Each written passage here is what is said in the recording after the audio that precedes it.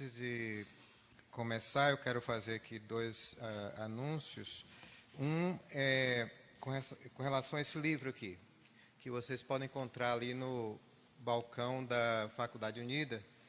O livro se chama Cristianismo Mundial como Religião Pública e faz parte de uma série de 6 volumes.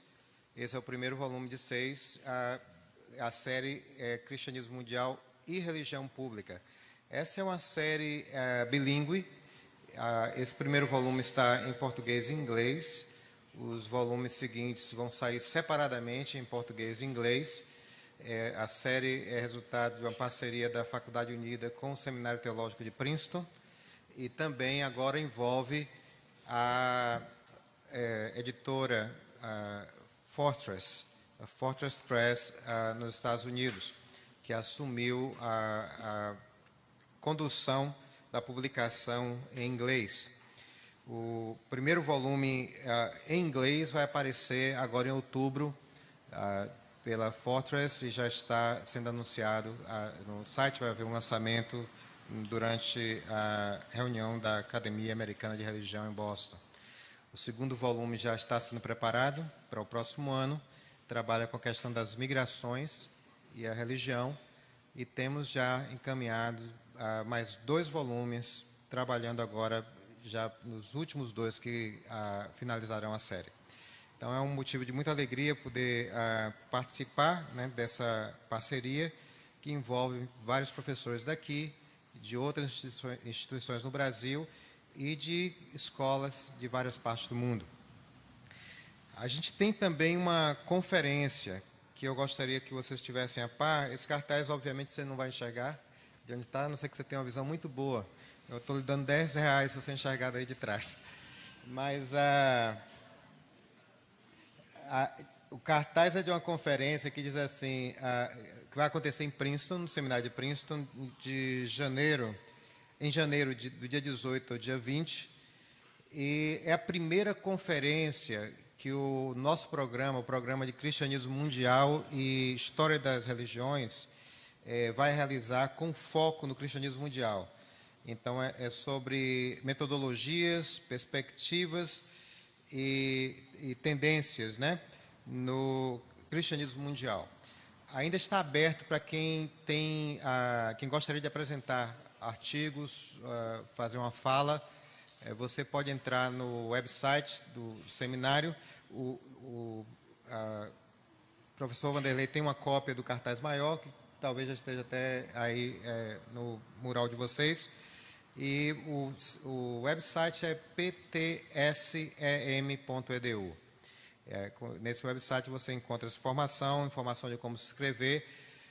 Para quem vai apresentar, para quem tiver a sua apresentação aprovada, há a possibilidade de contar com uma pequena ajuda para participar, para viagem, participação na conferência, embora isso não é uma coisa assim que a gente possa contar 100%, porque há um limite, né, um número limitado de bolsas para essa conferência. Mas será muito bom se tiver alguém daqui que queira participar, e também eu estou disposto a dar mais informações, ou eu, o professor Afe Adogami, depois das sessões aqui. Mas, mais uma vez, eu quero agradecer ao professor Vanderlei, à Faculdade Unida, pelo privilégio de poder participar desse congresso, que eu aprendi a gostar. Tenho a alegria de já estar no meu terceiro, primeiro em 2013, segundo em 2015 e agora, com temáticas que eu acredito que são muito importantes para a discussão acadêmica, mas também para além da academia, porque eu creio que o que nós estamos discutindo aqui também tem um impacto que pode informar aqueles que não estão tão acostumados a trabalhar teoricamente, mas que vão vivenciar a sua vida ministerial, profissional, no âmbito da prática. E isso não quer dizer que seja uma prática sem reflexão. Então, o tema desse ano é muito importante sobre vários aspectos. E ontem à noite a gente pôde ter assim uma provocação muito importante feita pelo professor Adogami, nos mostrando um dos aspectos sobre os quais o refletir sobre os 500 anos da Reforma pode ter valor para realidades fora do contexto europeu. Eu quero trabalhar em linha com o que foi dito ontem, mas de uma perspectiva latino-americana.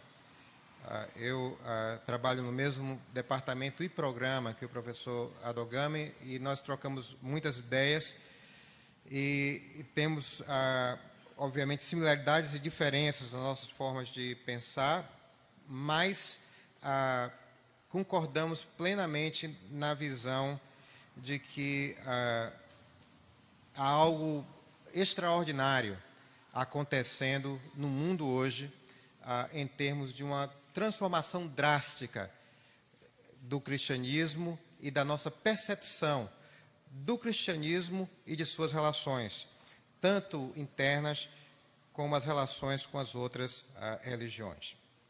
Então, o título que eu tenho é A Reforma sobre um Olhar Brasileiro, reflexões sobre o protestantismo brasileiro latino-americanos. Mas o que eu vou fazer, de fato, eu vou passar a primeira parte aqui refletindo um pouco mais sobre o que é o cristianismo mundial. Porque eu sei que esse é um tema que não é muito discutido, ainda não é muito conhecido aqui no Brasil. E para que a gente possa entender essas propostas, é preciso que a gente entenda o cristianismo mundial tanto como fenômeno, como também como um campo de conhecimento e de estudo. A minha fala essa manhã tem uma conexão direta, então, com a excelente apresentação feita pelo professor Afia Adogami na noite passada. Ele salientou a transformação drástica que o cristianismo experimentou, principalmente na última metade do século XX. A Europa, considerada, ao menos desde o século XVI, como o berço do cristianismo moderno, a partir do qual se espalha para o restante do mundo, perde sua posição hegemônica. E continentes anteriormente considerados secundários, recipientes ou campos missionários, desenvolvem suas próprias formas de cristianismo, com uma cosmovisão própria. Há uma revolução demográfica e cultural no cristianismo mundial nesse período, que nos leva a fazer perguntas sobre como isso afeta ou afetará o futuro da fé cristã, não apenas no sul global, mas em todo o mundo. Essa drástica transformação já afeta, hoje, a forma como estudamos o cristianismo e de uma maneira significativa.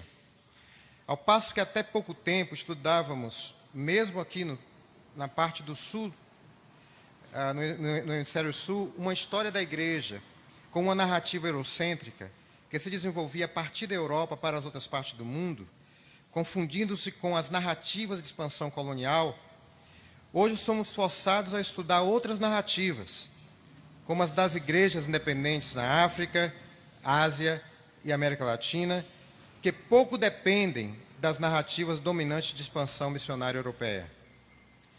Nos referimos, portanto, ao cristianismo mundial como um fenômeno religioso e cultural e como um campo emergente de estudo. Como fenômeno, o cristianismo mundial se refere ao surgimento ou ressurgimento da religião cristã em partes do mundo anteriormente consideradas não cristãs. Eu estou seguindo aqui o Lamy Saner. E as principais transformações observadas no movimento cristão mundial, principalmente o que vem sendo chamado de giro mundial do cristianismo, Paul Coleman.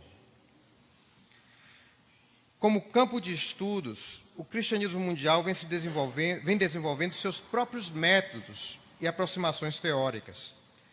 Lamy Saner, um dos pioneiros dessa área, enfatiza sua opção preferencial pelas narrativas locais.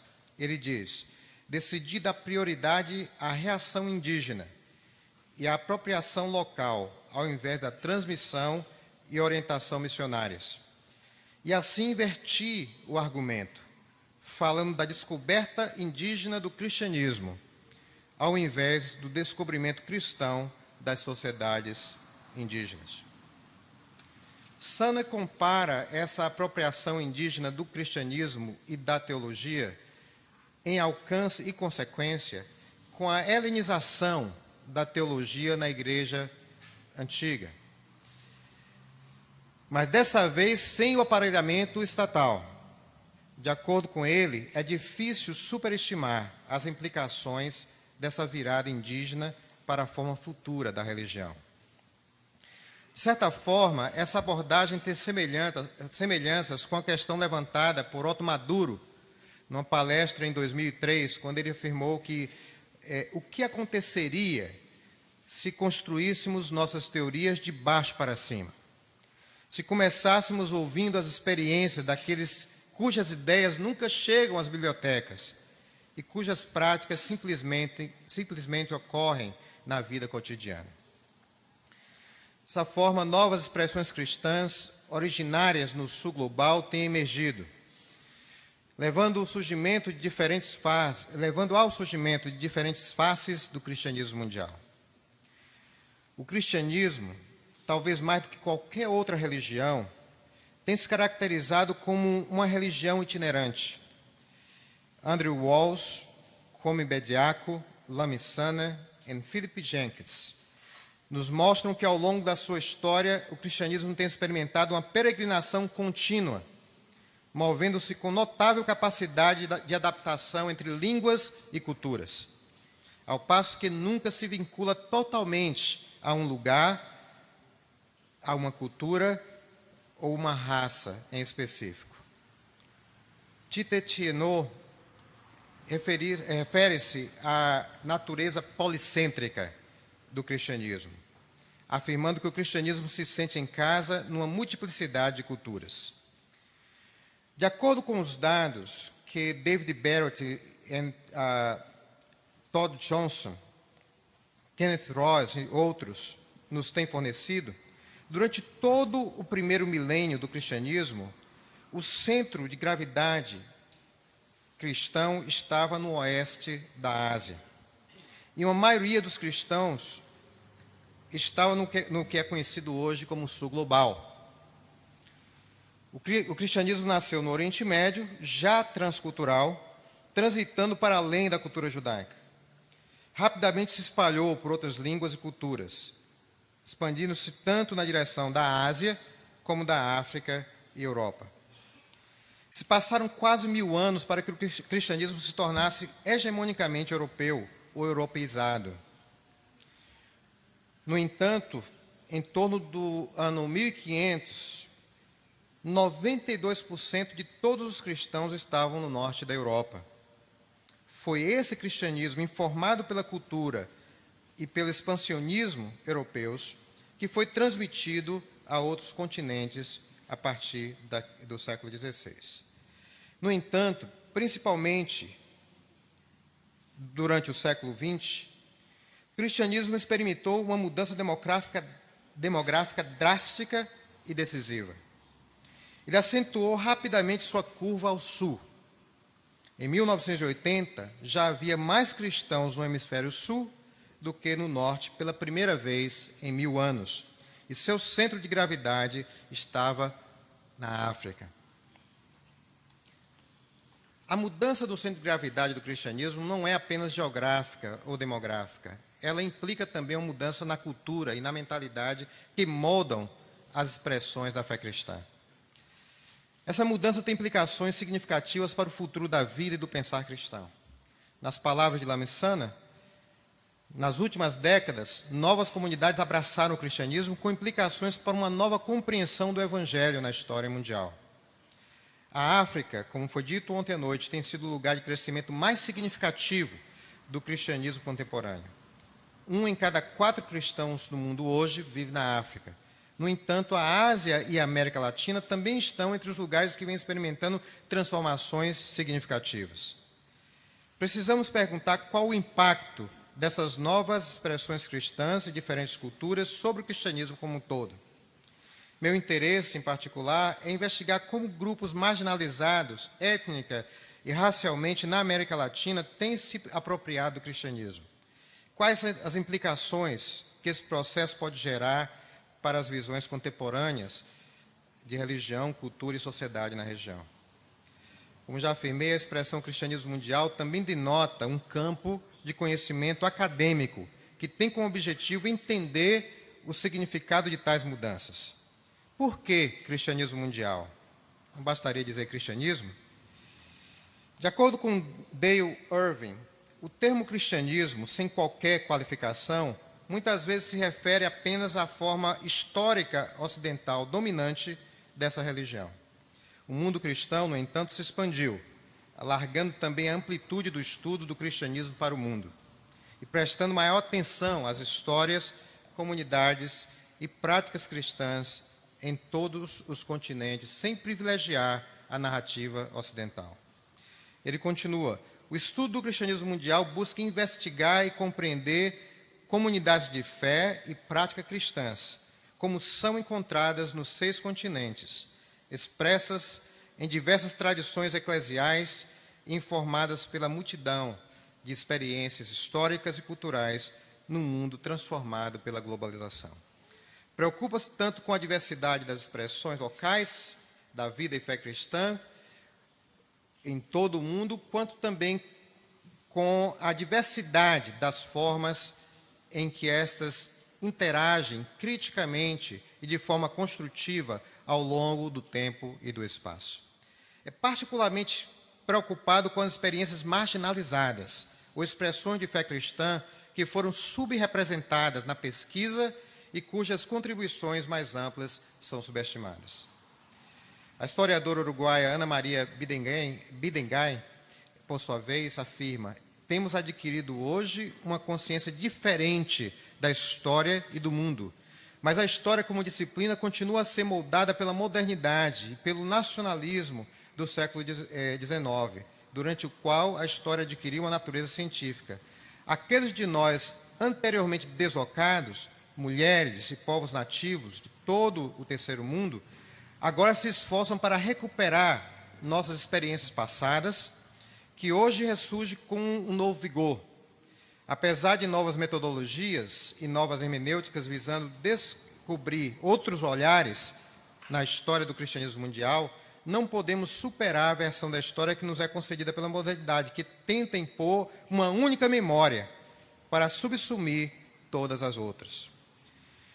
Como nos lembra Paul Coleman, um dos aspectos do Giro Mundial do Cristianismo é justamente uma maior inclusão, manifestada no descentramento temporal e geográfico em curso nos estudos históricos.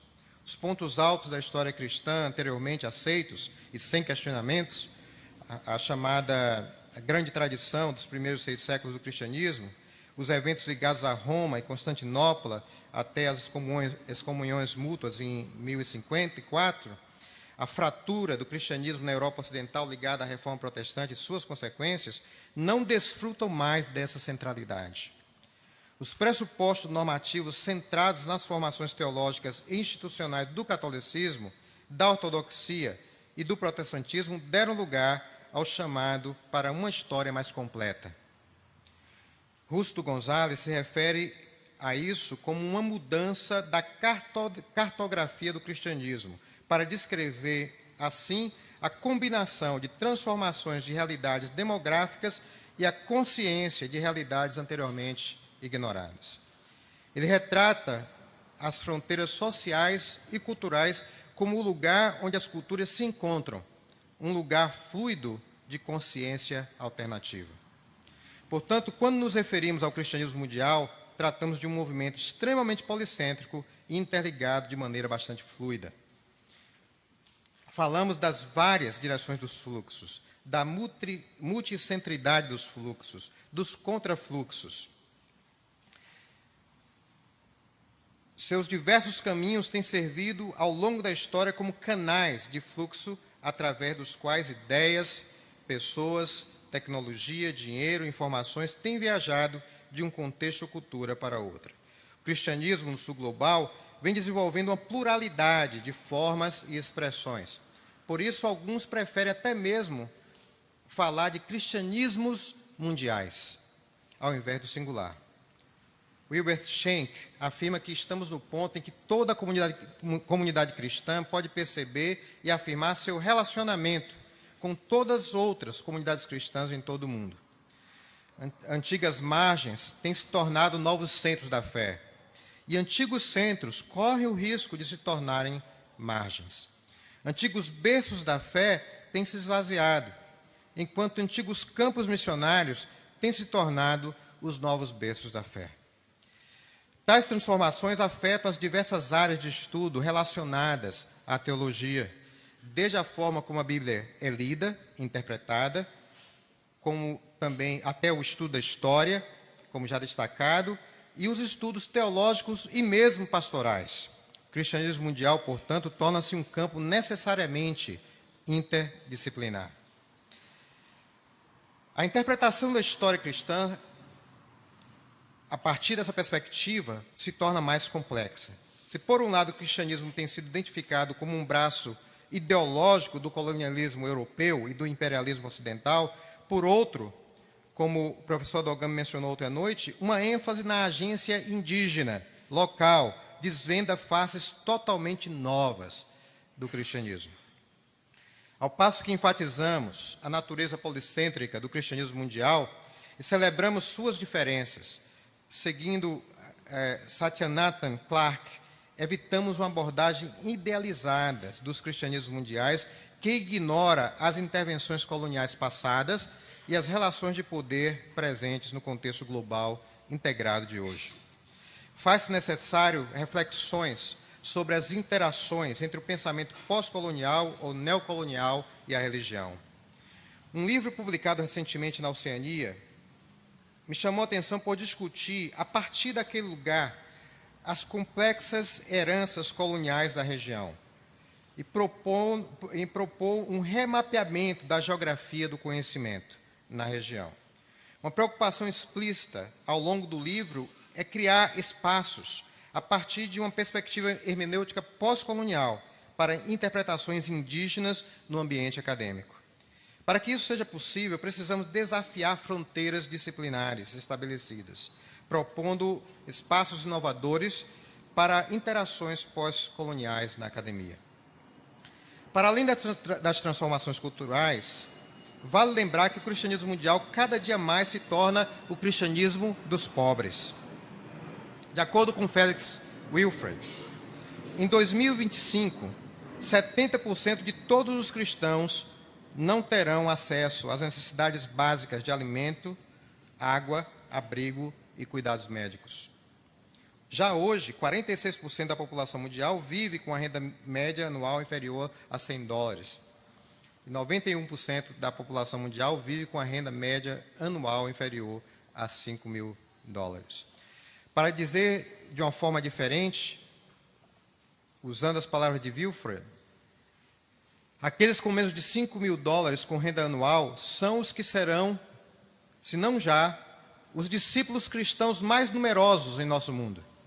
A mudança não é apenas do Ocidente para o Oriente, do Norte para o Sul, mas há também uma mudança, uma transformação do cristianismo das classes dominantes mais ricas que marcaram, de certa maneira, o cristianismo moderno para as classes mais pobres. No caso da América Latina, essa discussão não pode se dar sem referência ao passado colonial, nem suas manifestações presentes. Como diz Eduardo Said, em seu livro Cultura e Imperialismo, os apelos ao passado estão entre as mais comuns estratégias para interpretarmos o presente.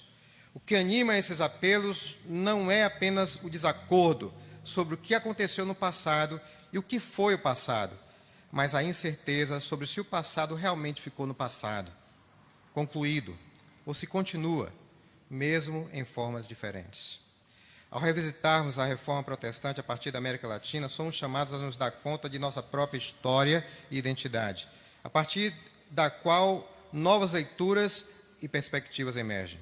Ouvimos, por exemplo, o bispo Pedro Causadáliga relatar a violência colonial. Ele diz: após a invasão, a exploração dos povos indígenas pelos portugueses e espanhóis continuou até o máximo possível. Choque entre as civilizações portuguesas, hispânicas e ameríndias destruiu os fundamentos básicos da cosmologia indígena e não deixou alternativa à elite indígena.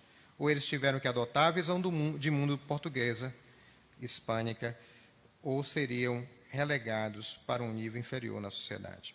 Em outras palavras, deixaram de ser parte da elite dominante e se tornaram membros dos elementos marginais da nova sociedade. Com os principais cargos ocupados politicamente e também no âmbito cultural e econômico pelos portugueses e espanhóis, os nativos tornaram-se uma classe social inferior, sendo isolados e impedidos pelos colonizadores de se tornar uma parte da elite controladora em qualquer sentido. Esse fenômeno representava a aparência de uma classe, o surgimento de uma classe pobre, excluída e marginalizada. Essa classe inferior, que no Brasil passou a incluir também os descendentes africanos, de africanos escravizados, aumentou muito nos últimos séculos e tornou-se a maioria dos habitantes da nossa região hoje. Cristianismo foi parte dessa conquista. William Hanks descreve os dois elementos da conquista na sua história sobre a conquista de Yucatán. Ele diz que essa conquista se assentou sobre dois pilares.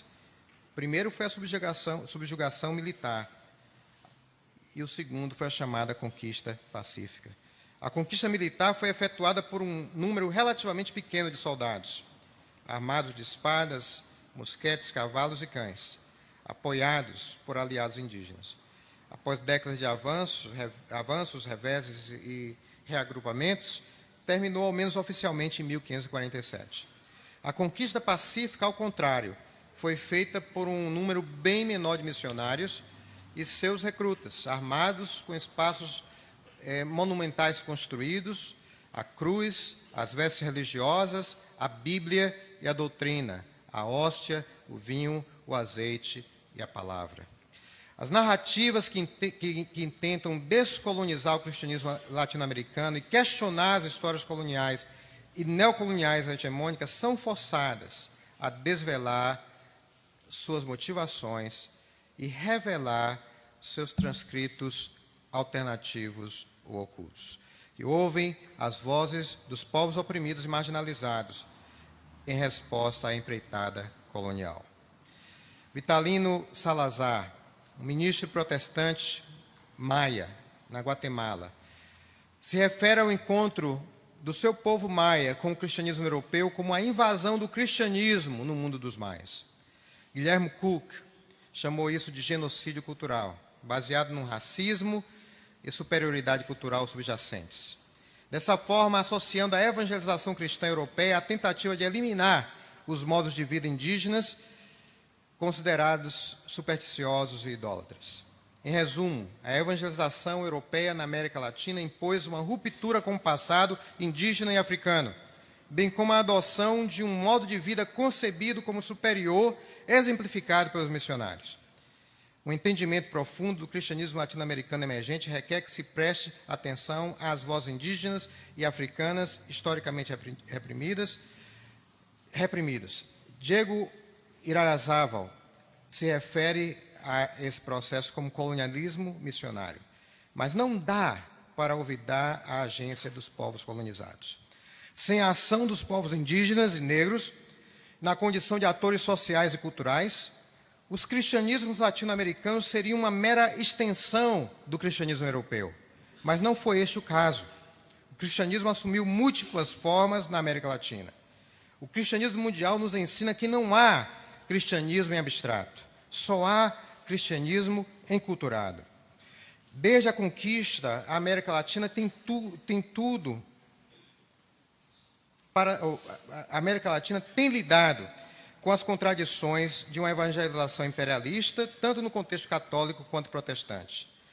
as missões protestantes norte-americanas que chegaram no século XIX, apesar de ajudarem a quebrar o monopólio do catolicismo colonial europeu, também funcionaram como legitimação religiosa de uma ordem neocolonial.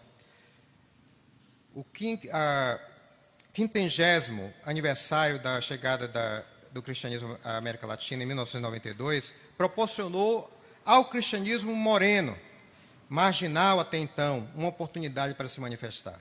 Os líderes cristãos foram confrontados com a ambiguidade da primeira evangelização na América Latina, suas consequências duradouras para os povos indígenas e afro-americanos. Pela primeira vez, houve uma exibição pública das memórias dos povos latino-americanos originais. Essas narrativas indígenas funcionaram, sobretudo, como lembranças de que os povos indígenas e suas culturas permaneciam vivos. É ainda comum, em algumas partes da América Latina, se referir aos povos indígenas como se tivessem sido eliminados. Em 1992, cristãos indígenas como o padre teólogo Cuna Aiban Wagwa puderam dizer em voz alta: ainda estamos aqui. A persistência dos povos, culturas e religiões colonizados na América Latina representa um símbolo de resistência. Mas mais do que isso, essa persistência é uma afirmação de que a obliteração do outro nunca logrou pleno êxito.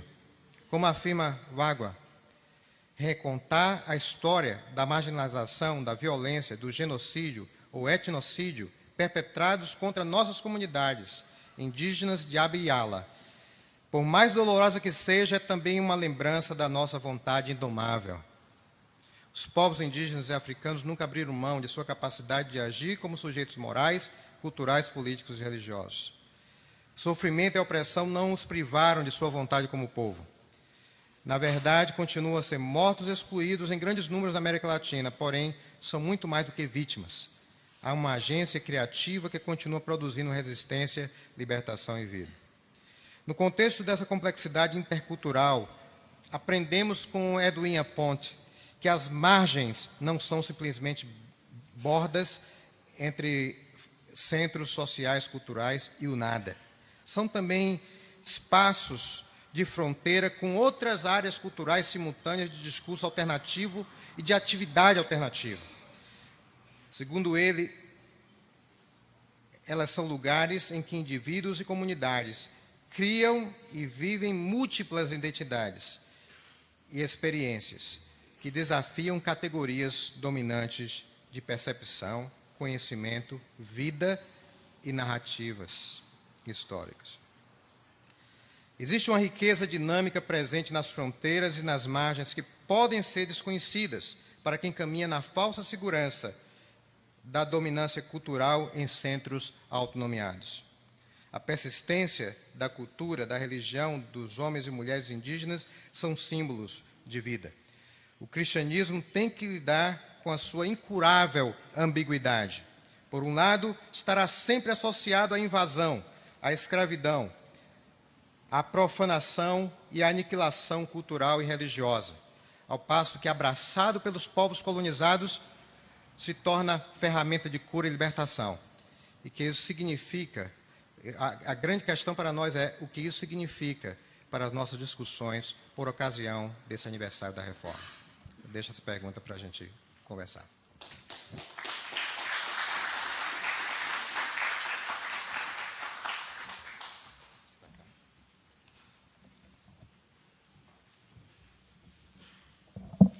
Muito obrigado, professor Raimundo, por essa brilhante conferência. E nós passaremos agora ao lançamento de... Ok. Então, está sendo aberta a possibilidade, se alguém tem algum questionamento, alguma pergunta a fazer para o professor Raimundo, poderá fazer. Alguém gostaria de se manifestar? Temos duas pessoas. Obrigado, Raimundo, pela sua palavra. Eu confesso que eu estava esperando você entrar justamente na fase de a gente fazer o acerto de contas com a história. No início da sua fala, estava como se o cristianismo fosse uma onda natural de vai e vem, e no final dela você fecha, deixando claro que é um movimento de violência. Difícil da gente separar cristianismo de violência. Porque o monoteísmo parte do pressuposto de que apenas a representação teológica dele tem valor, existe, o que é uma violência. Nesse sentido, quando a gente é informado de que a violência missionária nega os valores culturais dos povos e se apropria desses valores religiosos, nós estamos diante de um processo de violência cultural. Eu queria perguntar, se honestamente, se não há um nível de ideologia ainda nisso, não é ideologia, de idealização nisso. Porque quando a gente olha para o micro desses espaços, as violências estão perpetradas no nível micro, na misoginia, na homofobia, no racismo. Quer dizer, até que ponto essa transformação do povo oprimido pelo povo opressor não é apenas uma troca de identidade em face do opressor, mas até que ponto os valores não foram mantidos? Quer dizer, aqueles valores ruins, perversos, pervertidos, não são justamente os que continuam animando as microcomunidades. Porque como pode uma comunidade que se vê vítima de uma carga de violência desse nível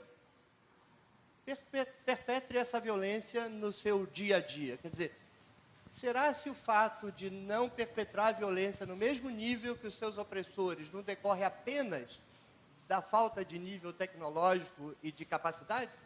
Quer dizer, uma comunidade dita reconstruindo a sua história, e no seu dia a dia violenta retoricamente o outro religioso, como é prática, violenta retoricamente os negros, como é prática, mesmo as comunidades empobrecidas cristãs, violenta o homoafetivo.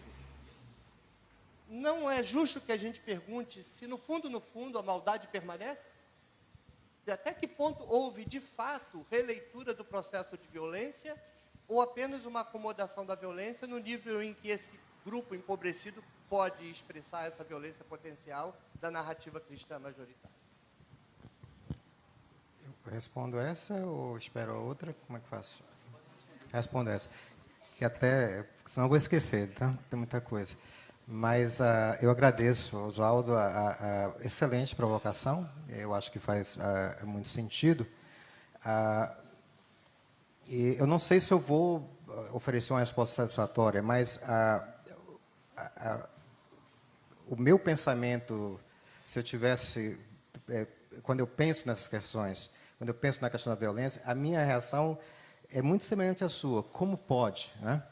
Como pode, quando eu estou visitando um povo que foi praticamente destruído, né, com a instrumentalidade, né, da ideologia cristã, quando não até diretamente por armas apoiadas por cristãos, como pode, né, eu fico pensando, um povo assim abraçar a fé cristã como sua?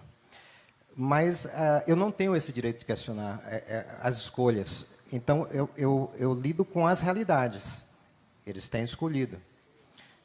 E aí, do ponto de vista da abordagem que eu faço, eu não trabalho com o cristianismo como uma abstração, né? Um cristianismo em si, mas sempre com o cristianismo concreto, né? Com o cristianismo dentro de uma realidade social, política e cultural. Então, em muitos casos, eu acredito que o resultado é exatamente o que você descreveu.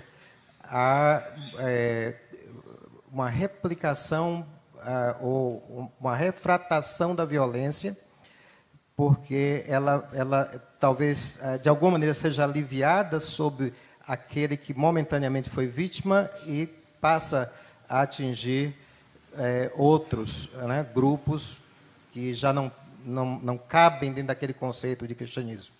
Mas a gente não pode generalizar.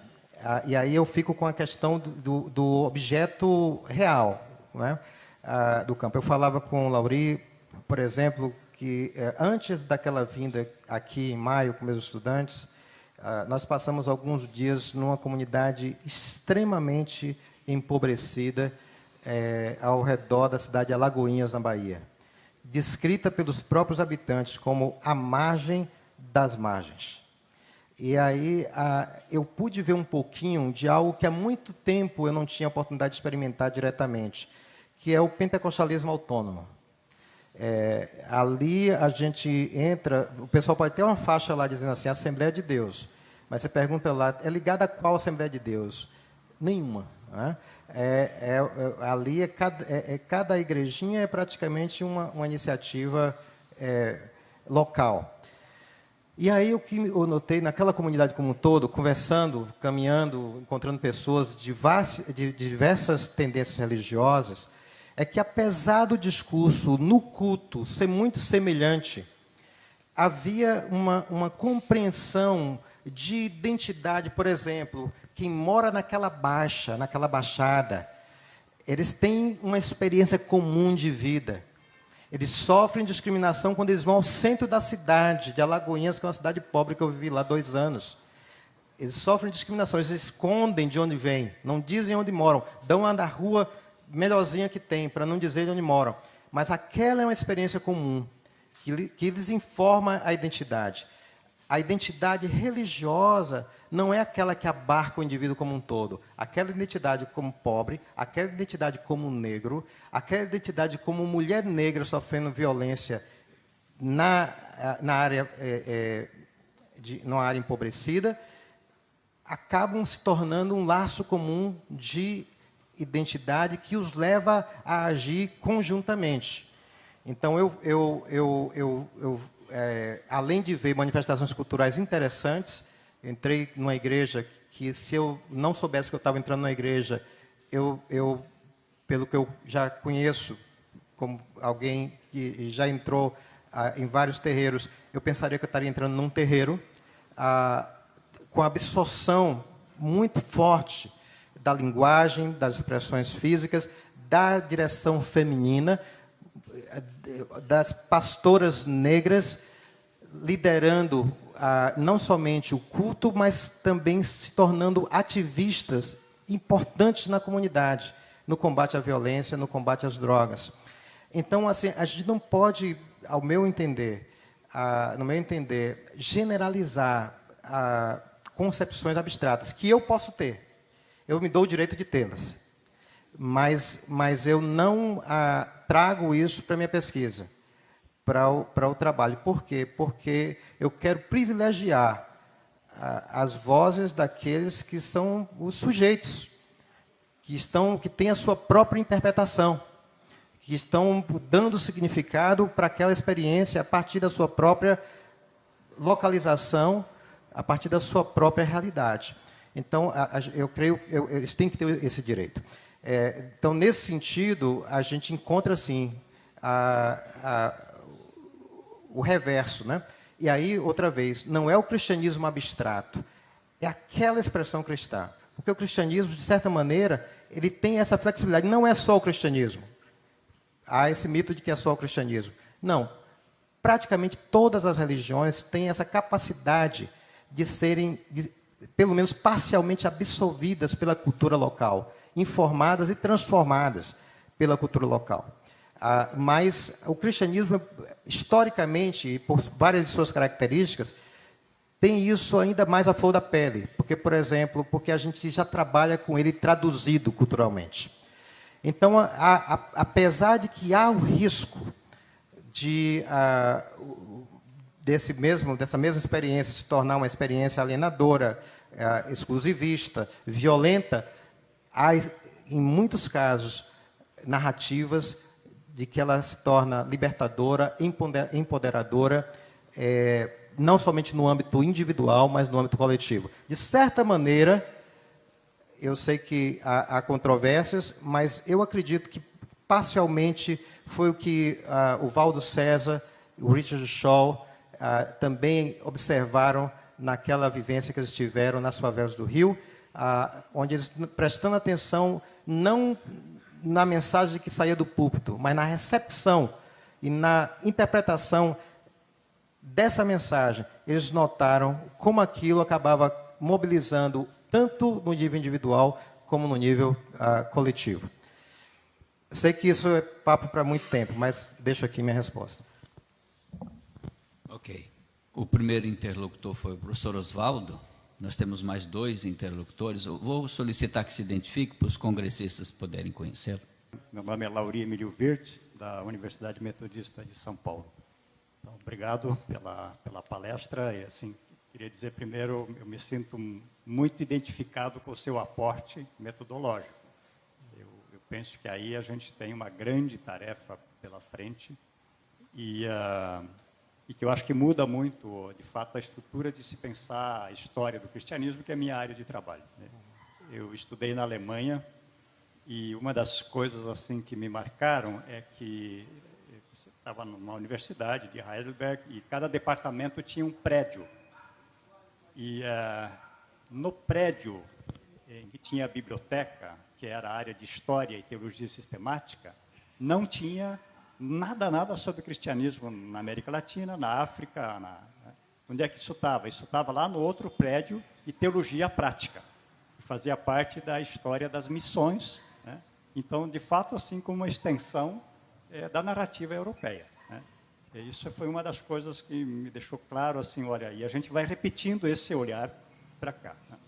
Então, eu queria, assim, manifestar a minha grande alegria pelo aporte. Agora, uma pergunta, assim, você começou falando do crescimento do cristianismo fora da Europa e assim por diante.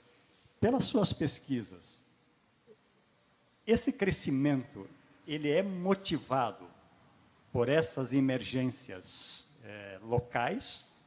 O que é que potencializa esse crescimento? Ou aí a gente tem que pensar outras variáveis, né? E essas narrativas locais, espaços de vida, são minoritárias, né? A gente tem que pensar aí, Walter Benjamin, que diz, olha, a religião, a grande religião do mundo moderno é o capitalismo, né? E eu tenho a impressão, assim, que pelo menos por trás desse crescimento exponencial de muitas desses grupos, está uma narrativa que convida as pessoas a embarcar nesse capitalismo como religião dominante. E as narrativas locais, assim, elas talvez sejam um pouco narrativas de contrapelo. Isso só para provocar. Eu agradeço tanto a identificação, o apoio, como a provocação, que é outra provocação excelente.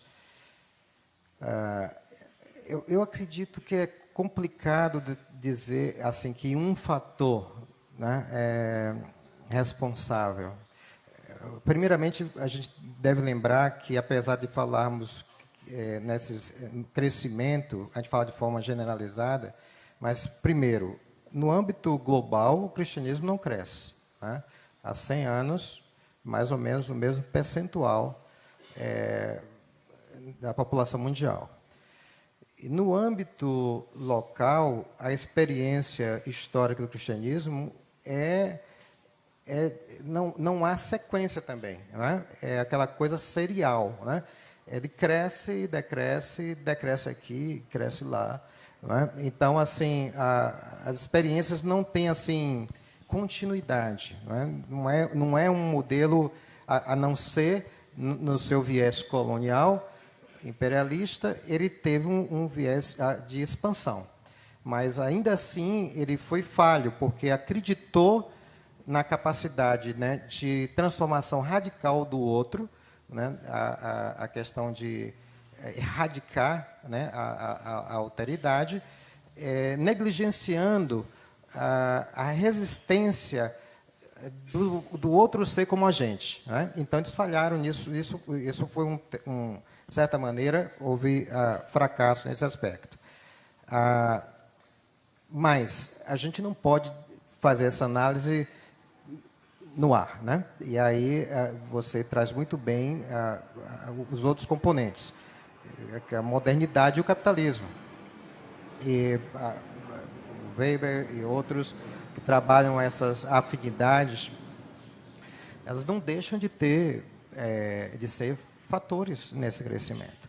Agora, hoje em dia, as pesquisas têm mostrado o quanto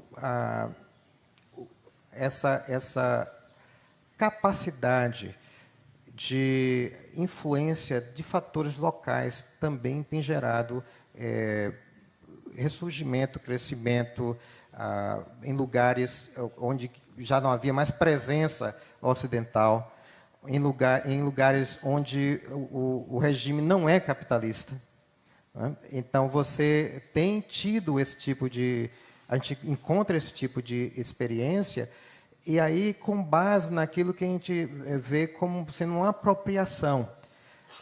Quando aquela comunidade, aquela cultura se identifica ou relaciona a sua experiência histórica e cultural com aquela mensagem em seus próprios termos. Então, isso reverte o processo. Né? Não é assim que... Eu acho que você até citava um exemplo ontem à noite, né, de alguma coisa semelhante. O agente identificando que aquela mensagem faz sentido dentro da minha narrativa, dentro da minha estrutura histórico-cultural. E abraçando aquela mensagem, então, a partir do seu lugar.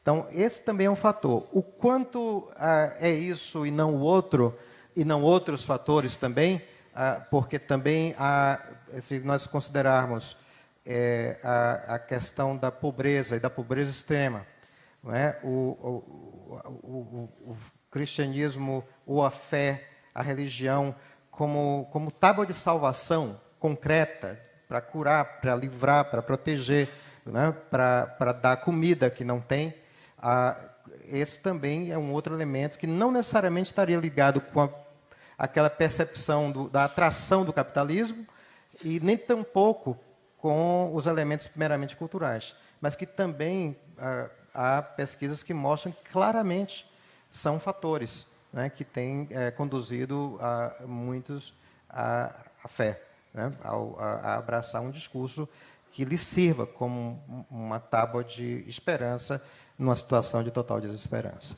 Então, eu creio que é um conjunto de fatores. Me parece que temos uma última participação. Alguém tinha solicitado aqui, não temos mais ninguém. Então, nós vamos passar para, antes do nosso intervalo,